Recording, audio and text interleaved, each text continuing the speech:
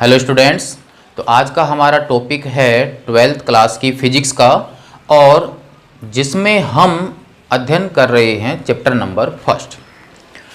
Number first electric charge and field. इससे पहले वाले भागों में हमने देखा था कि इलेक्ट्रिक फील्ड क्या होता है, इंटेंसिटी क्या होती है उसकी, और किसी पॉइंट चार्ज के कारण किसी बिंदु पर इलेक्ट्रिक फील्ड का मान कितना होता है, यह जाना था हमने इससे पहले वाले भागों में। तो उन्हीं पॉइंटों से रिलेटेड आज का हमारा टॉपिक है इलेक्ट्रिक फील्ड लाइंस, यानी विद्युत क्षेत्र रेखाएं।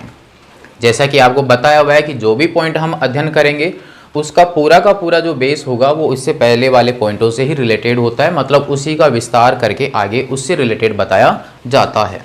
आज आपको थोड़ा सा समय ज़्यादा लगेगा, अर्थात आज की जो क्लास है वो थोड़ी बड़ी होगी, लेकिन हम पूरा विस्तार से और इसके पूरा बारीकी से आज अध्ययन करेंगे इलेक्ट्रिक फील्ड लाइंस के बारे में। शब्द जो है वह ज़रूर छोटा है, इसकी लाइंस के बारे में यहाँ पर बताया गया है, लेकिन इसका जो विस्तार है बहुत बड़ा है। उसके क्या क्या गुण होंगे, किस प्रकार से इसकी परिभाषा दी जाएगी, क्या कंसेप्ट है, किस प्रकार से न्यूमेरिकल्स बनते हैं, किस प्रकार से उनका सॉल्यूशन होगा, यही सब जानेंगे आज के पॉइंट में। तो पूरा ध्यान से और तसल्ली से पूरी क्लास को समझिए। यदि किसी जगह पर आपको समस्या आती है तो आप वहाँ पर बता सकते हैं कि इस जगह हमारे को समस्या आ रही है। तो हमारे पास जो टॉपिक है इलेक्ट्रिक फील्ड लाइंस, यहाँ पर आप ध्यान दीजिए कि माइकल फैराडे ने इन विद्युत क्षेत्र रेखाओं की कल्पना की थी और रियल में उन्होंने इन्हें विद्युत बल रेखाएँ कहा था। अब उन्होंने ये जो रेखाएँ जो मानी हैं वो इलेक्ट्रिक फील्ड की डायरेक्शन को समझाने के लिए उन्होंने एक चित्र के रूप में उनको समझाया था।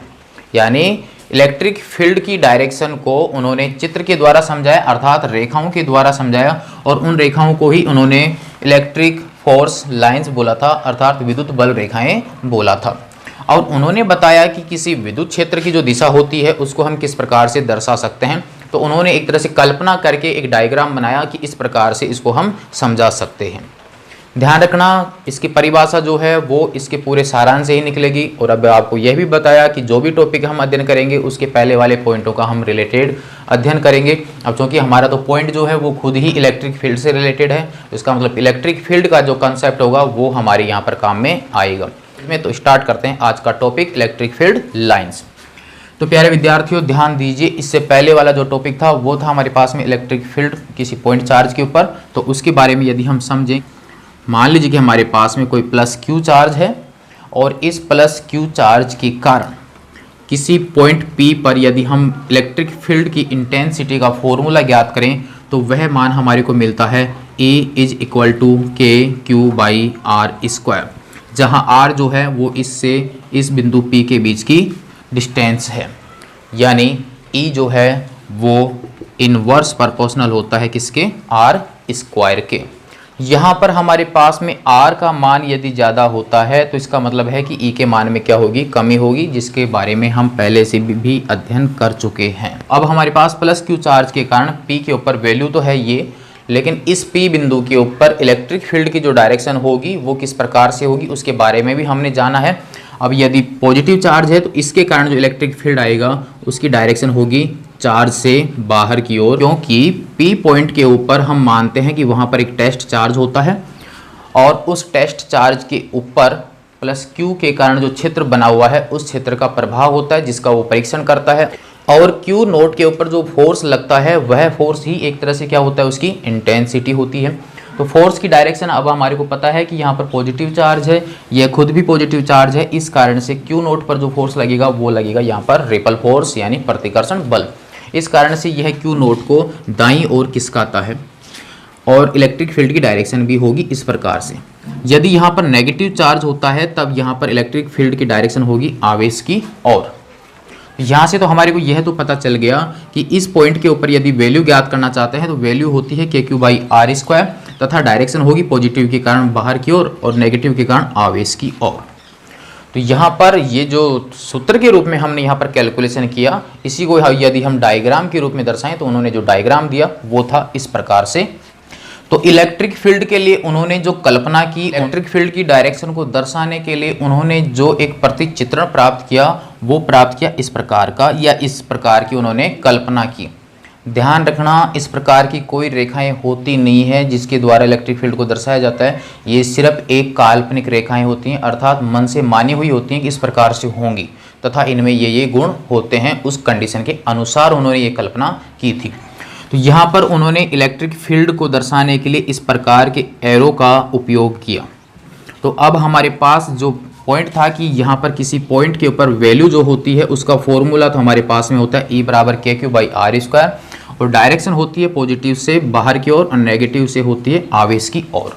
यह हमने इससे पहले वाले पॉइंटों में अध्ययन किया हुआ है। अब इसी को समझते हैं इस डायग्राम के द्वारा कि इस डायग्राम के द्वारा भी इसका सत्यापन होता है अथवा नहीं, कि जो उन्होंने काल्पनिक मान माना वो यहाँ पर इस चीज़ को प्रूव करता है अथवा नहीं। तो इन्होंने यह बताया कि यहाँ पर जो एरो बने हुए हैं, तो यहाँ पर एरो की जो डायरेक्शन होती है वो डायरेक्शन इलेक्ट्रिक फील्ड की डायरेक्शन को दर्शाती है।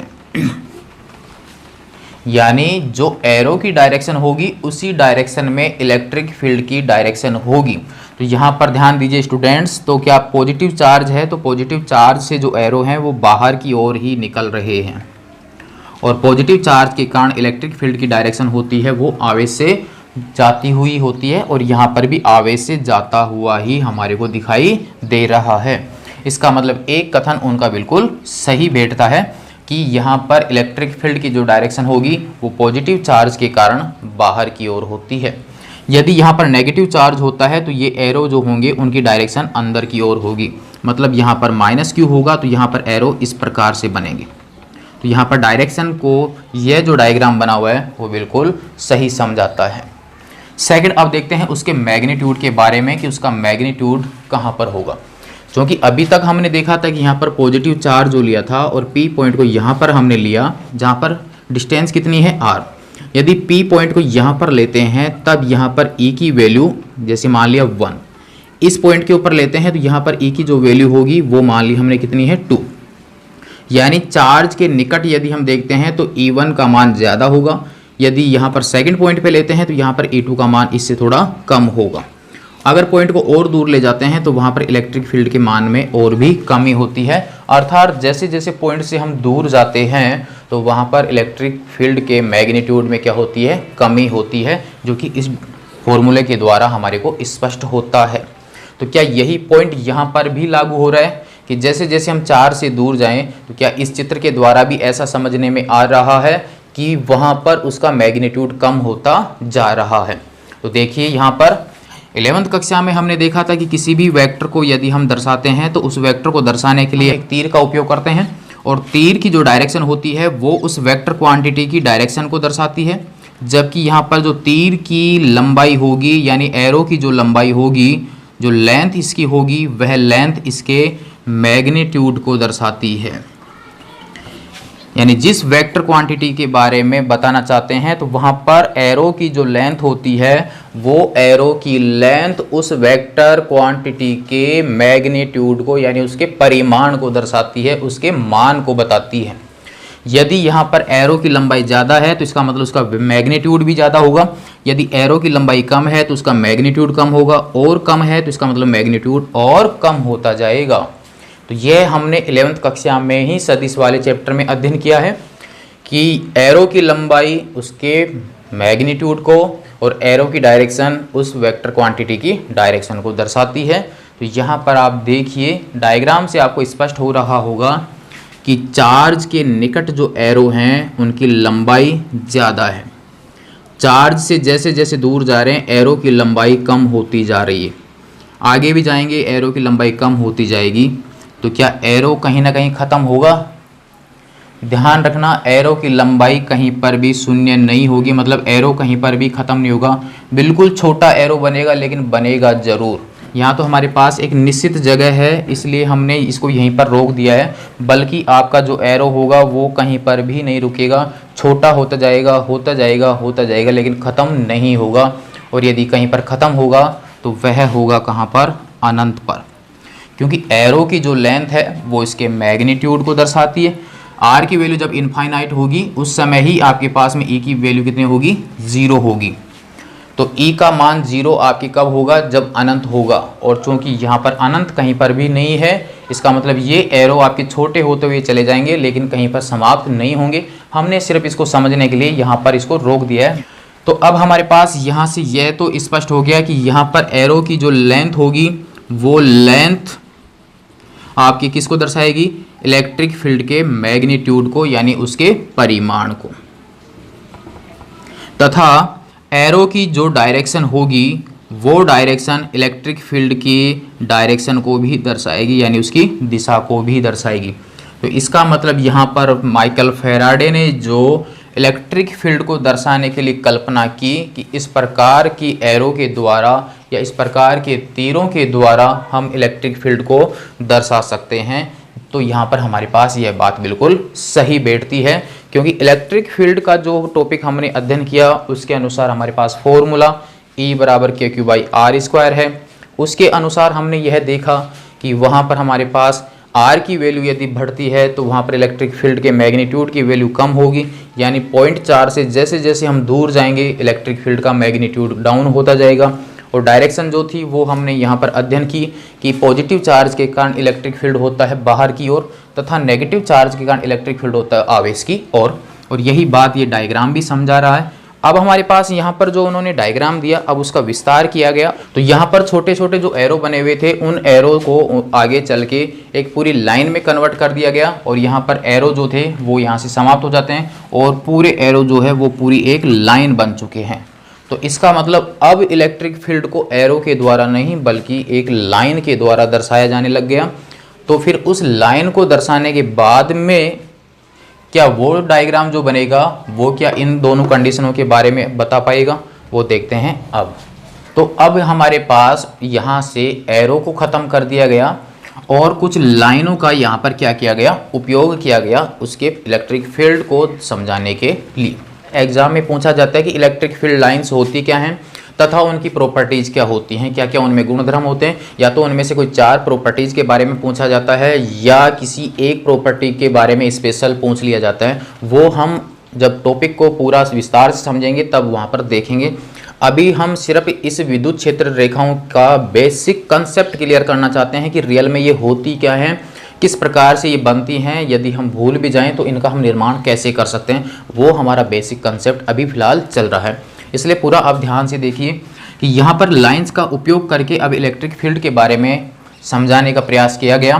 तो यहाँ से जो रेखाएं बनी हुई हैं इस प्रकार से, इन रेखाओं की जो डायरेक्शन थी वो डायरेक्शन इलेक्ट्रिक फील्ड की डायरेक्शन होगी। वहाँ पर एरो की डायरेक्शन थी, यहाँ पर पूरी जो लाइन बनी हुई है उस पूरी लाइन की जो डायरेक्शन होगी वो इलेक्ट्रिक फील्ड की डायरेक्शन होगी। तो यहाँ से देखिए पॉजिटिव चार्ज के कारण जो लाइन की डायरेक्शन है वो आपके बाहर की ओर है और पॉजिटिव चार्ज के कारण इलेक्ट्रिक फील्ड बाहर की ओर ही होता है, जो कि हमने इससे पहले देख चुके हैं। यदि यहाँ पर नेगेटिव चार्ज होगा तो ये डायरेक्शन आपके आवेश की ओर हो जाएंगी। इसका मतलब पहले कथन का तो यहाँ से बिल्कुल स्पष्ट समझ में आता है। लेकिन अब सेकंड इलेक्ट्रिक फील्ड के मैग्नीट्यूड की बात करें तो उसके परिणाम की बात करें तो फिर इसके द्वारा तो यहाँ पर छोटे बड़े कुछ लंबाई के लाइन है ही नहीं, और जब लंबाई वहाँ पर कम ज़्यादा नहीं है तो वहाँ पर इलेक्ट्रिक फील्ड की वैल्यू को कम ज़्यादा कैसे समझे हम, क्योंकि वहाँ पर हमारे पास स्पष्ट था कि एरो की लेंथ सही है कि वहाँ पर मैग्नीट्यूड को दर्शा रही है। एरो की लंबाई ज़्यादा मैग्नीट्यूड ज़्यादा, एरो की लंबाई कम मैग्नीट्यूड कम। यहाँ तो पूरी एक ही लंबाई है, लंबाई चेंज ही नहीं हो रही है। अब चूँकि यह जो लाइन है वो तो आपके अनंत तक पहुँच रही है, क्योंकि ख़त्म तो ये भी कहीं पर नहीं होंगी, ख़त्म कहाँ पर होंगी, अनंत पर होंगी। तो इसका मतलब यहाँ पर लेंथ कम ज़्यादा हो ही नहीं रही है। तो इसका मतलब वहाँ पर अब मैग्नीट्यूड का हम कैलकुलेशन कैसे करें कि कौन से पॉइंट के ऊपर मैग्नीट्यूड ज़्यादा है, कौन से पॉइंट पे मैग्नीट्यूड कम है, यहाँ पर ज़्यादा है यहाँ पर कम है, कैसे पता करें इस डायग्राम के द्वारा कि कहाँ पर मैग्नीट्यूड ज़्यादा होगा। कितना होगा वो तो उसके फॉर्मूले से ही पता चलेगा, लेकिन कहाँ पर होगा उसका कैलकुलेशन, उसका अनुमान हम इस डायग्राम के द्वारा लगा सकते हैं। तो फिर यहाँ पर समस्या ये हुई कि एरो यहाँ पर है नहीं, लेंथ कम ज़्यादा हो नहीं रही, तो फिर वहाँ पर मैग्नीट्यूड के बारे में कैसे समझें। तो इसका भी सॉल्यूशन यहाँ पर निकाला गया और यहाँ पर बताया गया मैग्नीट्यूड का यहाँ पर जो कैलकुलेशन किया जाएगा वो उन रेखाओं के डेंसिटी के द्वारा किया जाएगा। इसका मतलब यह है कि जहाँ पर इन लाइनों की संख्या ज़्यादा होगी वहाँ पर इलेक्ट्रिक फील्ड का मान ज़्यादा होगा और जहाँ पर लाइंस की संख्या कम होगी वहाँ पर उसका मान भी कम होगा।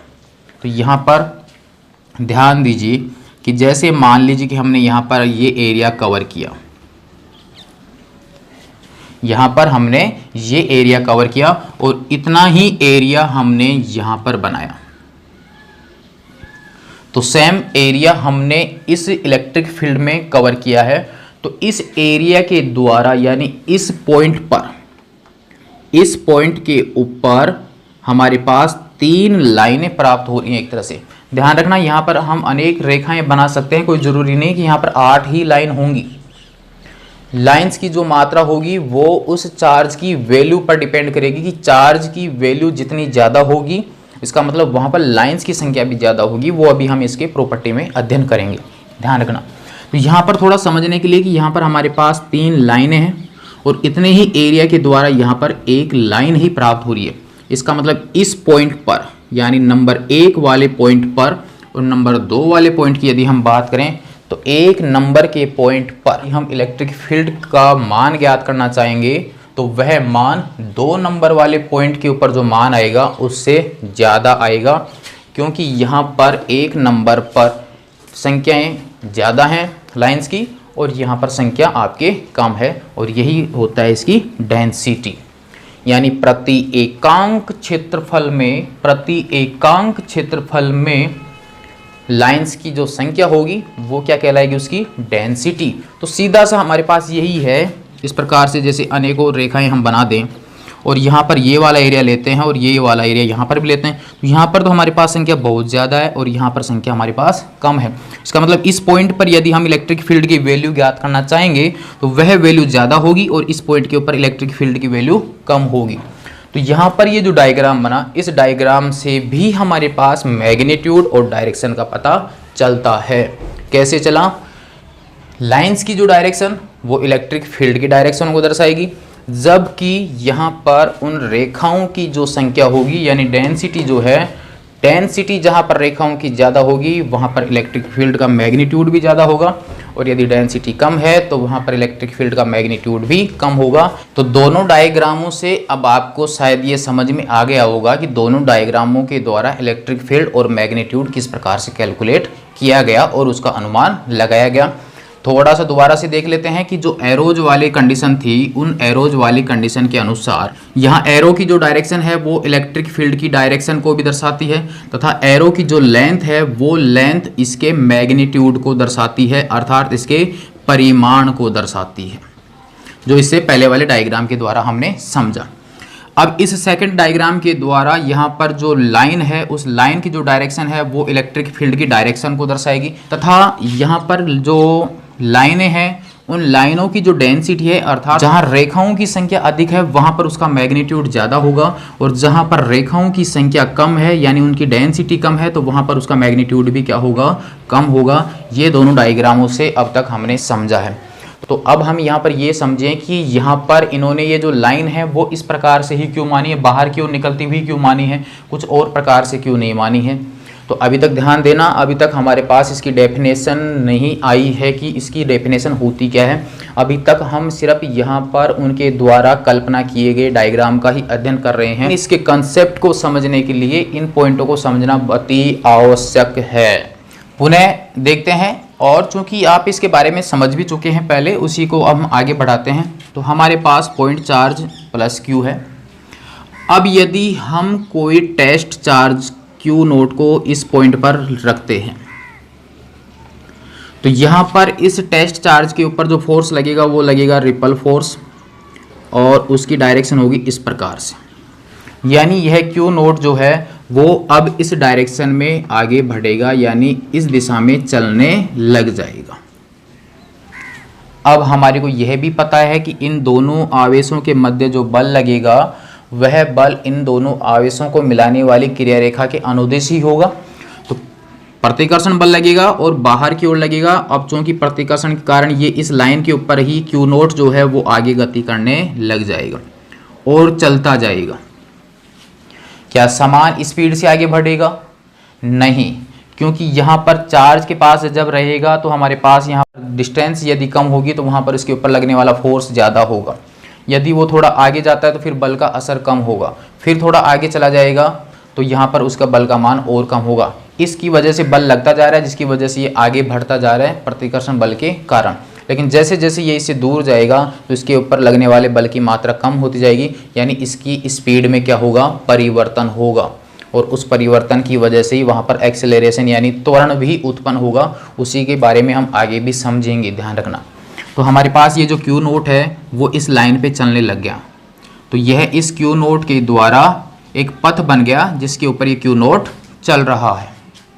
यदि क्यू नोट को यहाँ पर माना जाता है तो यह इस दिशा में और इस पथ के ऊपर चलता जाएगा और लास्ट आपकी अनंत तक पहुँचेगा, ध्यान रखना। इसी प्रकार से यहाँ पर होगा तो ये इस पथ के अनुसार चलेगा, यहाँ पर है तो ये इस प्रकार से चलेगा। जिस जगह पे रखेंगे वो उसी दिशा में आगे की ओर बढ़ता जाएगा और वहाँ पर एक पथ का निर्माण हो जाएगा और उस पथ को ही एक तरह से बोला जाता है विद्युत क्षेत्र रेखाएं। अब यदि यहाँ पर पॉजिटिव चार्ज नहीं होता है बल्कि नेगेटिव चार्ज है तो क्यू नोट बाहर की ओर नहीं होगा बल्कि इसकी ओर आएगा। यदि यहाँ पर आवेश है तो यह इधर की ओर आएगा, कम बल से आएगा।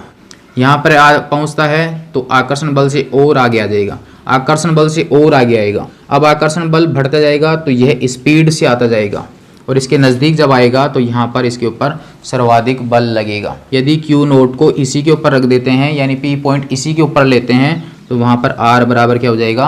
0 होगा, ध्यान रखना। और आर बराबर 0 होता है तो इसका मतलब वहाँ पर इलेक्ट्रिक फील्ड की जो वैल्यू होगी वो इनफाइनाइट होगी। और अनंत क्या कोई मान होता है? ध्यान रखना, मैक्सिमम मान जो होगा वो इसके नज़दीक ही होगा।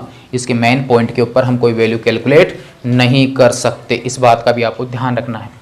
तो यहाँ पर नेगेटिव चार्ज होता तो ये लाइनें इस प्रकार से आती, यानी ये जो रास्ता बना हुआ है वो यहाँ पर इस प्रकार की दिशा में होता। यदि पॉजिटिव चार्ज है तो हमारे पास ये जो रास्ता बना जिसके ऊपर की क्यू नोट चल रहा है वह रास्ता ही यानी वह पथ ही विद्युत क्षेत्र रेखाएं कहलाता है। तो इसका मतलब यह हुआ कि इलेक्ट्रिक फील्ड लाइंस की एक डेफिनेशन हम यह दे सकते हैं कि यहाँ पर चार्ज क्यू है तो इसके चारों तरफ कौन सा क्षेत्र फैला हुआ है? विद्युत क्षेत्र है और उसका मान अनंत तक प्रभाव उसका रहता है, अनंत पे जाके 0 होता है। तो इस प्रभाव में यदि एकांक धन परीक्षण आवेश को रख दिया जाता है तो यह एकांक धन आवेश जो है जिस पथ के अनुदिश गति करता है वो पथ ही उसकी क्षेत्र रेखा कहलाता है, क्योंकि इस पथ के द्वारा उसकी दिशा का भी पता चल रहा है कि इस दिशा में यह बढ़ेगा। जिस दिशा में आगे बढ़ रहा है वो दिशा ही उसकी क्षेत्र रेखा की दिशा होगी, वो दिशा ही उसकी विद्युत क्षेत्र की दिशा होगी। अब चूंकि ये एक रेखा का निर्माण हो गया है आवेश से अनंत की ओर वाली, तो इसी को हम क्या कहते हैं? विद्युत क्षेत्र रेखा। और जहाँ पर संख्या घनत्व ज़्यादा वहाँ पर मैग्नीट्यूड ज़्यादा, जहाँ पर संख्या घनत्व कम वहाँ पर मैग्नीट्यूड भी कम। इतना अध्ययन करने के बाद इसका एक सारांश हमारे पास मिला है इलेक्ट्रिक फील्ड की लाइंस का। इसके अनुसार विद्युत क्षेत्र में स्थित एकांक धन परीक्षण आवेश जिस पथ का अनुसरण करता है वो पथ ही विद्युत क्षेत्र रेखा कहलाता है।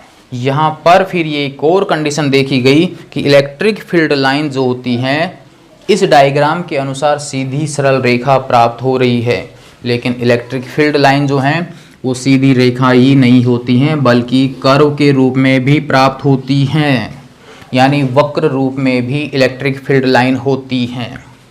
तो अब आपको यहाँ पर ध्यान दीजिए कि यदि ये क्यू नोट आवेश जो है वो इस रेखा के अनुदिश चल रहा है तब तो हमारे पास सिस्टम बिल्कुल सही बैठता है, लेकिन क्यू नोट आवेश यदि इस रास्ते का अनुसरण करता है यानी वक्र रूप में चलता है तब वहाँ पर थोड़ी समस्या होती है, वो समझते हैं अब। तो यहाँ पर हमने यहाँ पर दो लाइनें बनाई हैं, एक हमारे पास सीधी सरल रेखा है और ये आपके कर्व के रूप में। तो यहाँ पर हमारे पास जो इलेक्ट्रिक फील्ड की जो डायरेक्शन होती है वो यदि आवेश इस पॉइंट पर है तो इसके ऊपर बल इस साइड में लगेगा, तो इलेक्ट्रिक फील्ड भी इसी साइड में होगा, मतलब इलेक्ट्रिक फील्ड की डायरेक्शन राइट हैंड में। यदि यहाँ पर पॉइंट लेते हैं तब भी हमारे पास इस डायरेक्शन में, यहाँ पर पॉइंट लेते हैं तो डायरेक्शन इसी साइड में। यानी ये जो इसका पथ बना हुआ है या जो रेखा हमने यहाँ पर कल्पना की है, उस रेखा पर यदि हम एक स्पर्श रेखा खींचते हैं तो वो स्पर्श रेखा फाइनल उसके इलेक्ट्रिक फील्ड की डायरेक्शन को दर्शाती है। तो अब हमारे पास यदि Q नोट आवेश इस लाइन पे चलता है तो स्पर्श रेखा भी इसी के ऊपर आएगी, तो इसका मतलब इसकी फाइनल डायरेक्शन भी इसी प्रकार से होगी। यदि हमारे पास इलेक्ट्रिक फील्ड लाइन इस प्रकार से कर्व के रूप में है, तो यदि मैं इस पॉइंट के ऊपर इसकी डायरेक्शन देखना चाहूँ, जैसे बिंदु A, यहाँ पर ले लिया बिंदु B और यहाँ पर ले लिया बिंदु C, यहाँ पर बिंदु A, B और C, यानी A, B, C तीनों ही बिंदुओं के ऊपर स्पर्श रेखाएं जो हैं वो इस रेखा के अनुदिश ही हैं। तो इसका मतलब ये हुआ कि स्पर्श रेखा की डायरेक्शन इलेक्ट्रिक फील्ड की डायरेक्शन को दर्शाती है, और यहाँ पर रेखा जो है उस रेखा के ऊपर ये स्पर्श रेखा खींची जाती है रियल में। तो यहाँ पर स्पर्श रेखा के द्वारा उसकी डायरेक्शन को देखा जाता है, और स्पर्श रेखा खींची किसके ऊपर जाती है? लाइंस के ऊपर। तो यहाँ पर लाइंस और स्पर्श रेखा दोनों सेम ही, इसका मतलब इसकी डायरेक्शन तो इसी प्रकार से होगी। लेकिन यहाँ पर रेखा है इस प्रकार से कर्व के रूप में, और ए पॉइंट पर यदि अब हमें इसके ऊपर इलेक्ट्रिक फील्ड की डायरेक्शन देखनी है ए पॉइंट पर, तो यहाँ ए पॉइंट के ऊपर हम एक टेंजेंट खींचेंगे, यानी एक स्पर्श रेखा, और वो स्पर्श रेखा जो होगी वो इस पॉइंट के ऊपर इलेक्ट्रिक फील्ड की डायरेक्शन को बताएगी। इसका मतलब ए पॉइंट पर जो स्पर्श रेखा है वो इस प्रकार से है, तो ए पॉइंट पर जो डायरेक्शन होगी वो इस प्रकार से होगी, जबकि कर्व आपका ऐसे जा रहा है। यदि बी पॉइंट की बात करें तो बी पॉइंट पर स्पर्श रेखा ऐसे आएगी, इसकी डायरेक्शन ऐसे जाती, इसके घूमने की वजह से ये इस प्रकार से घूमा, तो यहाँ पर बी की डायरेक्शन इस प्रकार से होगी, सी की डायरेक्शन इस प्रकार से होगी। तो यहाँ पर ए, बी और सी तीनों ही बिंदुओं के ऊपर इनकी जो डायरेक्शन है वो आपके चेंज हो रही है। तो किसी विद्युत क्षेत्र रेखा पर खींची गई स्पर्श रेखा उस रेखा के किसी बिंदु पर विद्युत क्षेत्र की डायरेक्शन को दर्शाती है, ये अब तक हमने समझा। तो यहाँ पर आप ध्यान दीजिए, परिभाषा हमने बताई कि रेखाएं वो होती हैं जिनके अनुदिश आवेश जो था, यानी Q नोट जो कण था वो गति करता है, जिस पथ का वो अनुसरण करता है वो पथ ही क्या होगी? उसकी रेखा होगी, स्पर्श, वो पथ ही उसकी विद्युत क्षेत्र रेखा होगी। तो इस पॉइंट को हम इसके ऊपर भी समझें कि ऊपर वाली परिभाषा के अनुसार हमें पता है कि किसी बिंदु पर खींची गई स्पर्श रेखा उसके विद्युत क्षेत्र की डायरेक्शन को दर्शाती है। तो यहाँ पर हमारे पास जो Q नोट था वो इस पथ का अनुसरण करता है, तो इसका मतलब यहाँ पर आवेश जो था वो इस वक्र पथ पर चल रहा है। ऊपर वाले कथन के अनुसार यदि हम समझें कि यहाँ पर A पॉइंट पर EA की डायरेक्शन इस प्रकार से होगी, Q नोट पर जो फोर्स लगेगा उस फोर्स का मान होगा हमारे पास ये वाला। तो इस बल के कारण इस A बिंदु पर जब आवेश पहुंचेगा तो उसके ऊपर त्वरण उत्पन्न होगा, और उस त्वरण की जो डायरेक्शन होगी वो EA के अनुसार ही होगी, क्योंकि EA जिस डायरेक्शन में होगा उसी डायरेक्शन में आपके फोर्स होगा, उसी डायरेक्शन में आपके त्वरण होगा। तो यहाँ पर हमने ऊपर जो परिभाषा को समझा है उस परिभाषा के अनुसार यदि हम बात करें ए पॉइंट के ऊपर जो स्पर्श रेखा है वो इलेक्ट्रिक फील्ड की डायरेक्शन होगी, उसी डायरेक्शन में इस Q नोट के ऊपर लगने वाले फोर्स की डायरेक्शन होगी, और उस फोर्स के कारण वहाँ पर जो त्वरण उत्पन्न हुआ है उसकी डायरेक्शन भी उसी दिशा में होगी। इसका मतलब ए बिंदु, बी बिंदु और सी बिंदु की बात करें तो यहाँ पर जो त्वरण होगा वो त्वरण स्पर्शीय होगा, वो भी क्या होगा? स्पर्शीय होगा। लेकिन हमने 11वीं कक्षा में एक फिजिक्स की ब्रांच का अध्ययन किया है शुद्ध गतिकी, और उस शुद्ध गतिकी के अनुसार किसी कण की गति का अध्ययन किया जाता है, लेकिन उनकी गति के कारणों का अध्ययन नहीं किया जाता है कि उनमें जो गति हो रही है वो किसकी वजह से हो रही है, उनका कोई लेना देना नहीं है, बस गति हो रही है उसी का अध्ययन किया जाता है। वो ब्रांच क्या कहलाती है? शुद्ध गतिकी। तो शुद्ध गतिकी के अनुसार क्या बताया गया?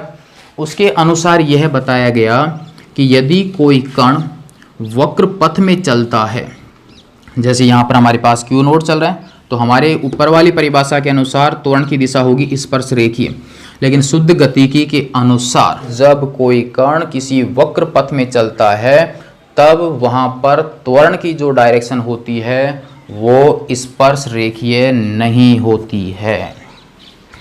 ये शुद्ध गतिकी के अनुसार है, लेकिन जो परिभाषा अभी हमने समझी है उसके अनुसार त्वरण की डायरेक्शन स्पर्श रेखीय प्राप्त हो रही है, जबकि फिजिक्स की इस ब्रांच के अनुसार वहाँ पर उसकी डायरेक्शन स्पर्श रेखीय नहीं होनी चाहिए। चाहे रास्ता आपका सरल रेखीय हो चाहे वक्र रूप में हो, वहाँ पर इलेक्ट्रिक फील्ड की जो डायरेक्शन होगी वो स्पर्श रेखा के अनुसार आप निकाल दीजिए तो हमारे पास उसकी फाइनल डायरेक्शन मिल जाती है। यहाँ से अभी तक तो हमने यही देखा कि हमारे पास आवेश जो है जिस पथ का अनुसरण करता है वह पथ ही उसकी रेखा होगी, लेकिन यहाँ पर वक्र रूप में जब हमारे पास कैलकुलेशन बैठती है यहाँ से थोड़ा मामला गड़बड़ होता है। इस कारण से अब इसकी जो फाइनल परिभाषा दी जाएगी वो यही होगी कि हमारे पास यहाँ पर उसके पथ के अनुसार परिभाषा सही बैठ नहीं रही है, तो सही परिभाषा बैठ रही है किसकी वजह से? स्पर्श रेखा की वजह से। लेकिन हम एक उचित परिभाषा को समझें तो वो उचित परिभाषा हम स्पर्श रेखा के रूप में दे सकते हैं, और ये एक तरह से इस स्पर्श रेखा का गुण भी हो गया। मतलब यह इसका गुण भी है कि इसके ऊपर खींची गई स्पर्श रेखा विद्युत क्षेत्र की डायरेक्शन को दर्शाती है, और परिभाषा भी हम यही दे सकते हैं। तो हम इसके अनुसार इसकी परिभाषा भी दे सकते हैं कि इसके अनुसार विद्युत क्षेत्र में खींची गई वे रेखा या वक्र जिसके किसी बिंदु पर खींची गई स्पर्श रेखा उस बिंदु पर इलेक्ट्रिक फील्ड की दिशा को दर्शाती है, वो कहलाएंगे हमारे पास विद्युत क्षेत्र रेखाएं। तो यहाँ पर ये भी ध्यान रखना, यहाँ पर जो रेखाएं बनी हुई हैं वो हमारे पास में काल्पनिक हैं, लेकिन ये काल्पनिक रेखा जो है वो वास्तविक विद्युत क्षेत्र को दर्शाती है। ये बात ध्यान रखना, क्योंकि वहां पर इलेक्ट्रिक फील्ड तो रियल में होता है। रेखाएं कल्पना से बनाई गई हैं लेकिन इलेक्ट्रिक फील्ड रियल होता है। तो विद्युत क्षेत्र रेखाएं वे काल्पनिक रेखाएं होती हैं जो कि वास्तविक विद्युत क्षेत्र की दिशा को दर्शाती हैं, वही कहलाती हैं विद्युत क्षेत्र रेखाएं। लिखते हैं इसका कथन और इसकी परिभाषा। तो अब फाइनल हमारे पास इसकी जो परिभाषा है वो हमारे को प्राप्त हो चुकी है। इससे पहले हमने इसका बेसिक कंसेप्ट क्लियर किया है कि किस प्रकार से ये बना, और हमारे पास 3 पॉइंट यहाँ से बन चुके हैं। पहला था हमारे पास एरो के द्वारा, फिर हमारे पास रेखा के द्वारा, और अब फाइनल हमारे पास कैलकुलेशन पहुँच रही है उस रेखा पर खींची गई स्पर्श रेखा के द्वारा। तो अब हमारे पास इसकी परिभाषा है कि विद्युत क्षेत्र रेखाएं विद्युत क्षेत्र के किसी भाग में खींची गई वे काल्पनिक रेखा या वक्र हैं, कल्पना की हुई मान है, ये ध्यान रखना, जिसके किसी बिंदु पर, जैसे यहाँ पर ए बी और सी 3 बिंदु हैं, जिसके किसी बिंदु पर खींची गई स्पर्श रेखा ई ए ई बी ई सी वाला जो मान है, खींची गई स्पर्श रेखा उस बिंदु पर ए बिंदु पर बी बिंदु पर सी बिंदु पर विद्युत क्षेत्र की दिशा को व्यक्त करती हैं, तो वो रेखा कहलाएगी हमारे पास विद्युत क्षेत्र रेखा। ध्यान रखना यहाँ पर विद्युत क्षेत्र रेखा जो है ये वक्र वाली ही रेखा है, ध्यान रखना। ई ए ई बी ई सी वाली जो रेखाएं यहाँ पर बनी हुई हैं ये रेखाएं उसकी डायरेक्शन को बता रही है इन पॉइंट्स पर, लेकिन मेन विद्युत क्षेत्र रेखा तो कर्व के रूप में ही है। सीधी सरल रेखा भी हो सकती है और कर्व के रूप में भी हो सकती है। तो हमने जो पॉइंट अध्ययन किया था कि आवेश जो गति कर रहा है वो यदि एक सीधी सरल रेखा में गति करता है तब हम उस परिभाषा को बिल्कुल सही परफेक्ट यूज कर सकते हैं। ध्यान रखना, थोड़ा सा गड़बड़ काम होता है हमारे पास किसके लिए? वक्र के लिए।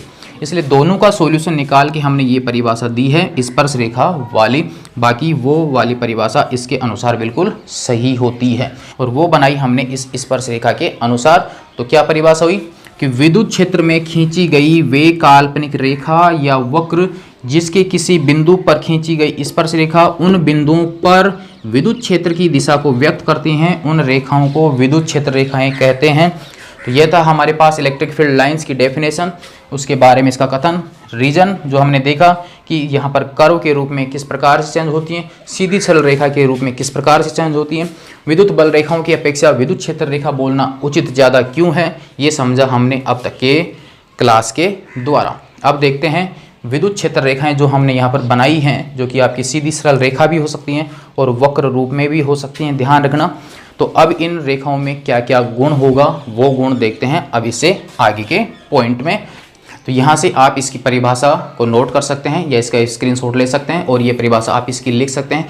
ध्यान रखना कि आपके पास जो पहले वाली परिभाषा है कि आवेशित कण जो है जिस पथ का अनुसरण करता है उसे भी हम विद्युत बल रेखाएं कहते हैं, वो भी परिभाषा आपकी सही है, लेकिन वो आपकी ज़्यादा सही बैठती है सीधी सरल रेखा के लिए।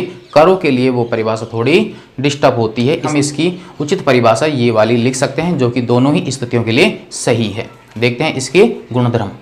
तो अब हमारे पास जो टॉपिक है वह है विद्युत क्षेत्र रेखाओं के गुणधर्म, properties of electric field lines, जिसमें पहला जो गुणधर्म है वो हमारे पास में है कि यदि हमारे पास कोई एकल धनावेश हो, यानी सिर्फ एक आवेश है और वो भी हमने लिया पॉजिटिव, एकल धनावेश के कारण जो इलेक्ट्रिक फील्ड लाइन होंगी उनकी दिशाएं जो होंगी वो होंगी त्रिज्यत बाहर की ओर, यानी इनकी दिशा होगी बाहर की ओर।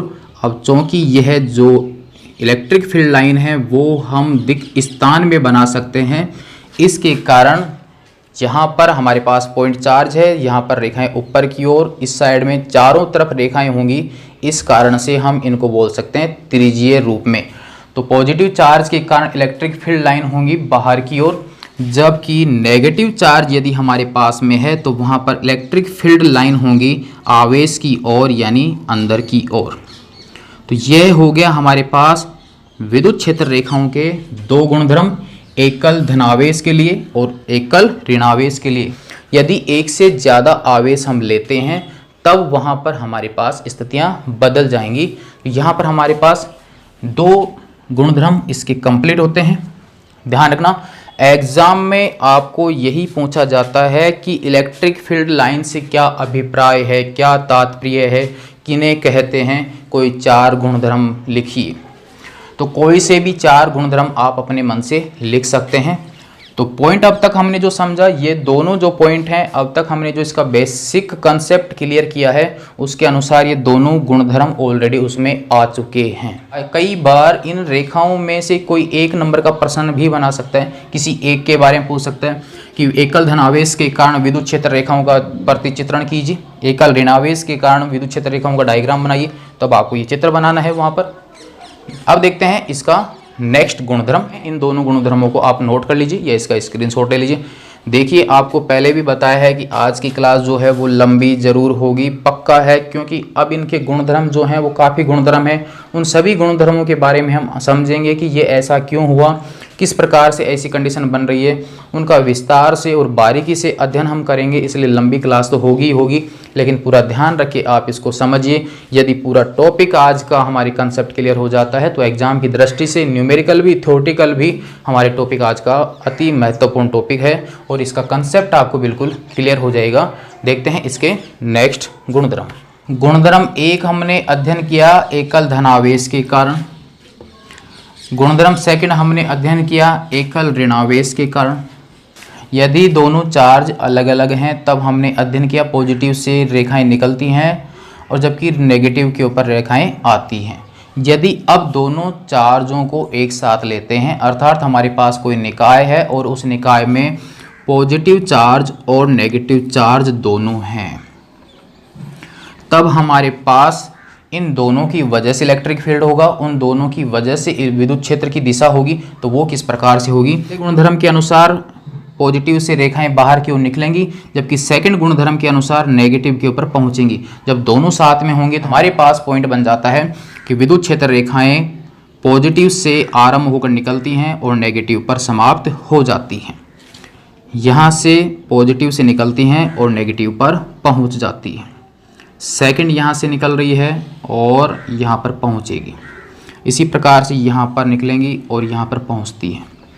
यदि ये रेखा इस प्रकार से जाती है, ये रेखा इस प्रकार से जाती है, तो यहाँ पर दूर से जाएंगी और यहाँ पर नेगेटिव में पहुँच जाती है। ये रेखा भी इस प्रकार से दूर से जाएगी और यहाँ पर आ जाएगी। यहाँ पर हमारे पास आपको थोड़ा सा ये भी ध्यान रखना है कि यहाँ से जो क्षेत्र रेखाएं निकलती हैं वो एक सममित के रूप में निकलती हैं, यानी एक सिमेट्रिक रूप में निकलती हैं। यदि ये रेखाएं जिस प्रकार सिमेट्रिक ऊपर की ओर जा रही, इसी प्रकार से सिमेट्रिक आपके रूप में ये नीचे भी आएंगी, इसका भी आपको ध्यान रखना है। तीसरा गुणधर्म हमारे क्लियर हुआ किसके द्वारा, फर्स्ट और सेकंड के द्वारा। पॉजिटिव से बाहर निकालना है, नेगेटिव के ऊपर पहुंचाना है, दोनों कंबाइंड लेते हैं तो पॉजिटिव से निकलेंगी और नेगेटिव के ऊपर समाप्त हो जाती हैं। तो यहाँ पर रेखा पॉजिटिव से गई, नेगेटिव पे समाप्त होगी, लेकिन नेगेटिव से अब पॉजिटिव की ओर नहीं आएगी। इसका मतलब ये हुआ कि जिस बिंदु से रेखाएं गुजरी हैं वापस उस बिंदु पर नहीं पहुंची हैं। ये बिंदु था, एक बिंदु ये है, यहाँ से हम कोई रास्ता बनाते हैं और वापस यहाँ पर आ जाते हैं। इसका मतलब यहाँ पर एक बंद रास्ता बन चुका है, लेकिन अब यहाँ पर हमारे पास सिर्फ ये लाइन है और यहाँ पर समाप्त हो गई। इसको मत कैलकुलेट कर लेना, क्योंकि ये रेखा भी इसी की ओर जा रही है, माइनस क्यू से इस प्लस क्यू की ओर नहीं आ रही है। अगर ये इधर से जाती है वापस यहाँ पर आती है, तीर का निशान इधर की ओर होता, तब हमारे पास एक बंद वक्र बन जाता। लेकिन यहाँ पर पॉजिटिव से निकलेंगी, नेगेटिव पे समाप्त हो जाएंगी। यहाँ पर हमारे पास जो वक्र बन रहा है वो वक्र बंद नहीं होगा, बल्कि किस प्रकार का होगा, खुला वक्र होगा। तो चौथा गुणधर्म इस तीसरे से ही प्राप्त हो जाता है कि विद्युत क्षेत्र रेखाएं हमेशा खुला वक्र बनाती हैं। का ही पॉइंट हमारे पास में आएगा चुंबकीय बल रेखाओं के लिए। तो वहाँ पर हमारे पास मैग्नेट होती हैं, जहाँ पर नॉर्थ और साउथ पोल होते हैं। उत्तरी ध्रुव से चुंबकीय बल रेखाएं निकलती हैं और एस में प्रवेश करती हैं। तो इसमें प्रवेश कर चुकी हैं, तो प्रवेश करने का मतलब है कि अभी आगे बढ़ेंगी और आगे आती हैं कहाँ पर, एन पर। इसका मतलब यहाँ पर एक क्लोज्ड कर्व बन जाता है। तो चुंबकीय बल रेखाएं हमेशा बंद वक्र बनाती हैं, जबकि विद्युत क्षेत्र रेखाएं खुला वक्र बनाती हैं, क्योंकि यहाँ से रेखाएं निकलती हैं, इस पे समाप्त हो जाती हैं, इससे वापस इस पर नहीं आती है। तो चौथा गुणधर्म हम यही लिख सकते हैं कि विद्युत क्षेत्र रेखाएं हमेशा खुला वक्र बनाती हैं। तो अब तक हमने 4 गुणधर्म अध्ययन किए। नेक्स्ट इसका जो गुणधर्म है वो है कि जहां विद्युत क्षेत्र रेखाएं पास पास होती हैं, यानी डेंसिटी वाला। तो स्टार्टिंग में हमने जो बेसिक समझा है उस बेसिक से ही ये गुणधर्म बनता जा रहा है। देखिए यही तो देखा था हमने कि जहां विद्युत क्षेत्र रेखाएं पास पास होती हैं, पास पास होने का मतलब है कि प्रति एकांक क्षेत्रफल में कितनी संख्याएं कवर हो रही हैं, यानी उसकी डेंसिटी। जहां डेंसिटी ज्यादा होगी इसका मतलब वहां पर विद्युत क्षेत्र कैसा होगा, प्रबल होगा, यानी वहां पर मैग्नीट्यूड उसका ज्यादा होगा। और जहां पर विद्युत क्षेत्र रेखाएं दूर दूर होती हैं, दूर दूर होने का मतलब है कि उस प्रति एकांक क्षेत्रफल में विद्युत क्षेत्र रेखाओं की संख्या कम कवर हो रही है, अर्थात उनकी डेंसिटी कम है, तो वहां पर विद्युत क्षेत्र कैसा होगा, दुर्बल होगा। यहाँ पर हमारे पास जैसे पॉइंट क्यू चार्ज है और यहाँ से अनेकों रेखाएं गुजर रही हैं हमारे पास में। तो यहाँ पर हमारे पास चारों तरफ से रेखाएं हैं, ध्यान रखना आपके एक तरफ नहीं है। तो अब हमारे पास यदि हम ये 1 नंबर वाला एरिया लेते हैं, सेम यही हम 2 नंबर वाला एरिया लेते हैं, तो यहाँ 1 नंबर के ऊपर रेखाएं पास पास में हैं। यहाँ पर देखिए इनके बीच में जो एंगल है वो बिल्कुल कम है और यहाँ पर एंगल जो है वो ज़्यादा है। यदि विद्युत क्षेत्र रेखाओं के बीच का एंगल कम है तो वहाँ पर विद्युत क्षेत्र प्रबल होगा। यह भी गुण प्राप्त हो गया इसी पॉइंट से, ध्यान रखना। इससे एक पॉइंट और निकलेगा, मतलब इन्हीं गुणधर्मों से आगे वाले गुणधर्म बनते जाएंगे। यहाँ पर दोनों के बीच की दूरी चौड़ाई ज़्यादा है, यानी इनके बीच का एंगल ज़्यादा है। मान लीजिए यहाँ पर कोण एल्फा है और यहाँ पर कोण बीटा है। यहाँ पर एल्फा छोटा है किससे, बीटा से। तो बीटा जहाँ पर ज़्यादा होगा इसका मतलब वहाँ पर विद्युत क्षेत्र दुर्बल होगा, क्योंकि बीटा यदि ज़्यादा होगा इसका मतलब रेखाएं दूर दूर होंगी। यदि कोण आपके कम है इसका मतलब रेखाएं पास पास। यह था इस पॉइंट का मतलब कि जहाँ पर रेखाएं पास पास में हैं, यानी इनके बीच का एंगल कम है, तो वहाँ पर विद्युत क्षेत्र प्रबल होगा। और जहाँ पर रेखाएं दूर दूर हैं इसका मतलब यहाँ पर और आगे बढ़ेंगे तो यहाँ पर एंगल बढ़ता जाएगा, ध्यान रखना। और आगे बढ़ेंगे तो इनका एंगल दूर होता जाएगा। तो जैसे जैसे रेखाएं दूर होती जाएंगी इसका मतलब वहाँ पर डेंसिटी भी कम होंगी और उनके बीच का एंगल बढ़ रहा है, तो इसका मतलब वहाँ पर क्षेत्र दुर्बल होता हुआ जा रहा है। तो अब इस डायग्राम को आप सही तरीके से बना लीजिए और ये इसकी कथन। तो हमने यहाँ पर 3 भाग ले लिए हैं। नंबर 1, यदि ये वाला एरिया लेते हैं तो इस एरिया में यानी 1 नंबर पे E1। 2 नंबर की बात करें तो यहाँ पर पॉइंट को यदि इस जगह पे लेते हैं तो यहाँ पर बात हो गई हमारे पास E2। यदि 3 नंबर लेते हैं यहाँ पर इलेक्ट्रिक फील्ड का जो मान आएगा उसको हमने दर्शा दिया कितना, E3। तो यहाँ से हमारे पास जितनी रेखाएं होंगी इसका मतलब वहाँ पर मैग्नीट्यूड ज़्यादा होगा। तो यहाँ पर देखिए हमारे पास लगभग 4 रेखाएं आपको दिख रही हैं, यहाँ से 2 दिख रही हैं, यहाँ से 1 दिख रही हैं। इसका मतलब E1 greater than E2 E3 के। ये हो जाएगा इस पॉइंट का अर्थ। तो इस पॉइंट को हम दो प्रकार से लिख सकते हैं। एक तो ये कि जहाँ पर विद्युत क्षेत्र रेखाएं सघन होंगी, इसी पॉइंट को आप ऐसे भी दे सकते हो कि जहाँ पर विद्युत क्षेत्र रेखाएं सघन होंगी, सघन होने का मतलब है काफ़ी सारी रेखाएं हो, तो वहाँ पर उसकी डेंसिटी ज़्यादा होगी, तो वहाँ पर इलेक्ट्रिक फील्ड भी आपके कैसा होगा, प्रबल होगा। तथा जहाँ पर विद्युत क्षेत्र रेखाएं विरल होंगी यानी फैली हुई होंगी, तो वहाँ पर विद्युत क्षेत्र कैसा होगा, दुर्बल होगा। विरल है इसका मतलब वहाँ पर संख्या कम है। तो अब आप यहाँ से देखिए कि जो हमने ये रिजल्ट देखा है कि जहाँ पर विद्युत क्षेत्र रेखाओं की संख्या सघन होगी, या हम ये कहें कि रेखाएं पास पास होंगी, वहाँ पर विद्युत क्षेत्र जो होगा वो कैसा होगा, प्रबल होगा। यह इसका एक गुण हो गया। यदि आपके पास विद्युत क्षेत्र रेखाएं विरल हैं यानी उनकी संख्याएं कम हैं, तो यहाँ पर मान लीजिए कि वो संख्याएं दूर दूर हैं।